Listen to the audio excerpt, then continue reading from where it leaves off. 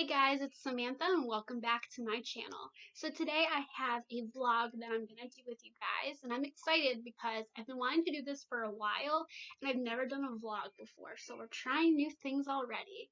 So today I am going to be doing the Try a Chapter Vlog Romance Edition. So for those of you who don't know what this is, it's a popular vlog on BookTube right now where booktubers pick a handful of books that are on their TBRs, which is their to be read shelf, and read one chapter of it and share with everyone their thoughts. And after that first chapter, decide if they're going to keep the book or unhaul the book. So I have picked 5 romances to go through because my TBR is very large. I mean, what readers isn't? We love to buy books and we don't need to buy more books, but of course we need to buy more books, right? And I have a lot of romances because I've really been on a romance chick kick for a while now. So I have 5 different books that I'm going to tell you guys what they're about, and then I'm going to read the first chapter and let you know my thoughts.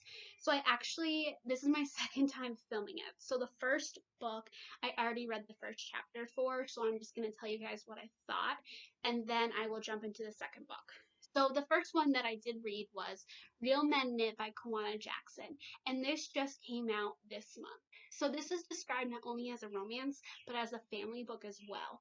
So basically, we follow our main character, Jesse, who's pictured right here, and he is one of 4 strong brothers.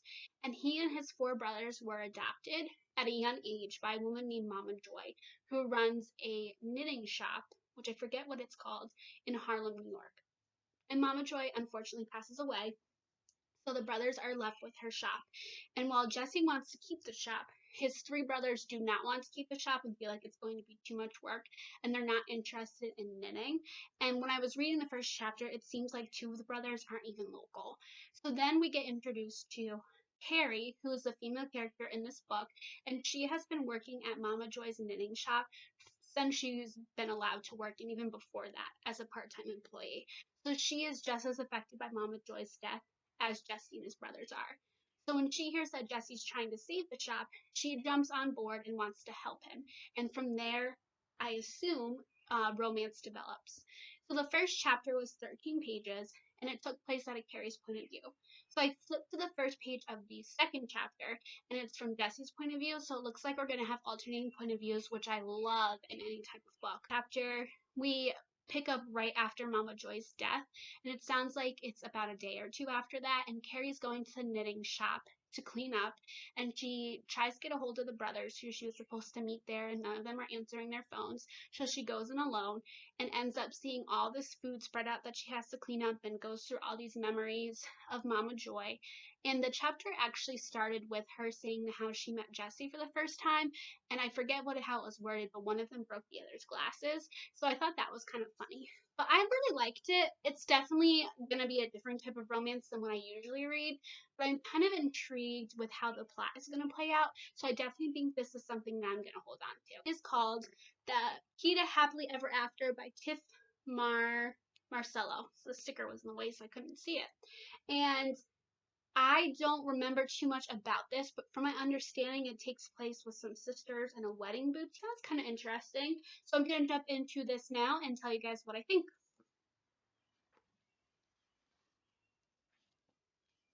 So it looks like it's going to be in different parts because it already starts with part 1. So I am 7 pages in and I can't do it. So this starts off with the 3 sisters opening their parents' shop and meeting to prepare for a wedding that day. And it talks about the oldest sister who wants to be the CEO and wants to be in charge, and that is Marcelo. And then you have the middle sister who's a mom, a single mom, and is kind of like, this is okay. And then you have the youngest sister who's not really reliable and basically is late, and her sister Marcelo doesn't think she can take it seriously. And it's just a lot in the first 7 pages. A lot of different things are going on, and I just feel like this book is going to annoy me, especially with how Marisol's talking and acting in the first 7 pages. So I definitely think this is something that I am not going to be continuing. And that is Not the Girl You Married by Andie J. Christopher. So this is a romance, obviously, and it follows our main character, Jack, who is a journalist, and basically strikes up a deal with his boss to write a romance piece in the paper, And then he runs into Hannah, who is an event planner, and she has to be able to show her boss that she can plan a romantic wedding. So they run into each other and try to help each other with their task. This has been described as a retelling of How to Lose a Guy in 10 Days from what I've heard over Goodreads and BookTube. So I'm on page 10 and can't do it. So I wanted to make it to the full 17 pages, but in the first 10 pages, it's already very vulgar, like incredibly vulgar with the language. And also, which I mean, I don't mind swearing because I swear, but it's like every other word. And then just the way that Jack is presenting himself as a horn dog, basically, like referring to Hannah as he meets her by her legs. And then his friends are at the bar with him and they're talking about girls on Tinder, how they're either ugly or robots, and that they don't want to match with girls if they're ugly because they don't want to have to put a bag over their face. And I just can't do it. I feel like it's just the way it's written is awful. And I get that it should be like it's an adult romance, so there's gonna be some like sexy things in there, but not like this. No. And then I saw someone haul it and explain what it was, and it was a lot different than what I was expecting. And that is Boasting, a Love Story by Tash Skilton.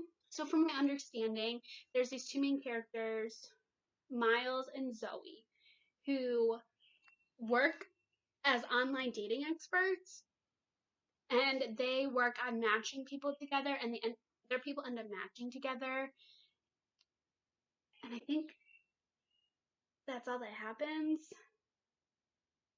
I think both of it sounds like I know this is literally a terrible explanation, but so they're both online dating experts and they have clients they're working with who they're trying to match, and they end up matching their clients together, but their clients end up ghosting each other, so they take over as their client and are texting back and forth, and then they meet in real life. It sounds kind of confusing, but it's an interesting concept. 11 pages. That's not bad, but short. And it looks like there's gonna be a lot of like dialogue, like email dialogue and text messages, because in the first page of chapter 1 it's an email dialogue, and then just by flipping you can see in the conversation of texting conversations or Insta chat or whatever. So I'm gonna check this out and let you guys know. Alright, so I just finished this and I really enjoyed it. I already laughed a couple times reading this. So I now understand the plot a little better. So Miles and Zoe work for this company where they ghostwrite. So a lot of times people on dating profiles struggle with conversation and how to build their profile, what to put on it. So they end up sending in these questionnaires and what they're looking for and a little bit about them. And Miles and Zoe are the ones who build their profile and then speak to the matches. And if the match agrees to meet up, they let the client know who they're working for and they establish the meetup. So it's actually a really cool concept. So we start off by Miles talking about how his ex-fiance dumped him, and he finds out some news, which I don't want to spoil anything. So he ends up getting distracted when he has to do a work project, not a work project, he has a client who pops up, and he ends up losing that client and has to go to his boss who's not happy about it.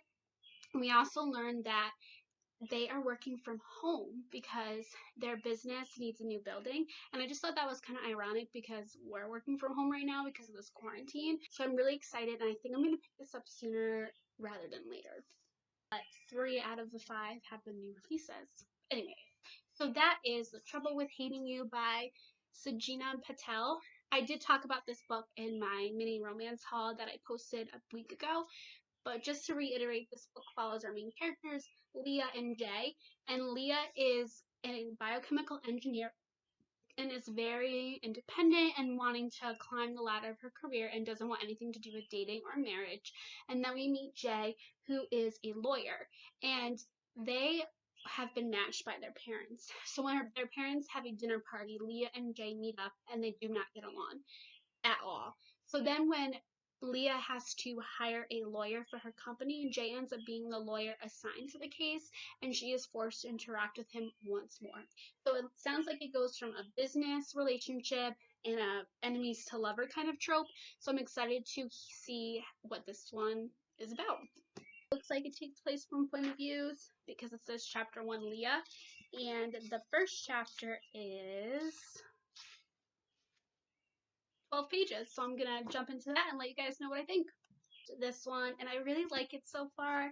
We meet the main character Leah in the first chapter because it's from her point of view, and she's going over to her parents' house for dinner, not knowing that her parents have invited over this man, Jay, and his mother for dinner because Leah's mom has been messaging Jay's mom, and Jay finally agreed to meet Leah. So Leah's parents have been trying to find her a husband and arrange a marriage for a long time because in their culture, the Indian culture, they are to be married at a young age, and the woman is seen to be the housewife. And we meet her father, who is really pushing for her to meet someone and is embarrassed that she hasn't been married yet. And she tells him how she's independent, she has her master's in business, she just got a promotion at work, she lives on her own, she doesn't want a man. And then she finds out that he is coming for dinner, so she tries to sneak out and runs into him in the backyard and leaves. And then the chapter ends with her talking to her friends about it. So I really liked it. It was really cute. It did remind me a lot of When Dimple Met Rishi, which I did mention in my romance haul. It's going to be tough because it's going to be between this one and Boasting that I pick up first because they both sound really cute and like my cup of tea. So I'm excited to let you guys know what I think of that.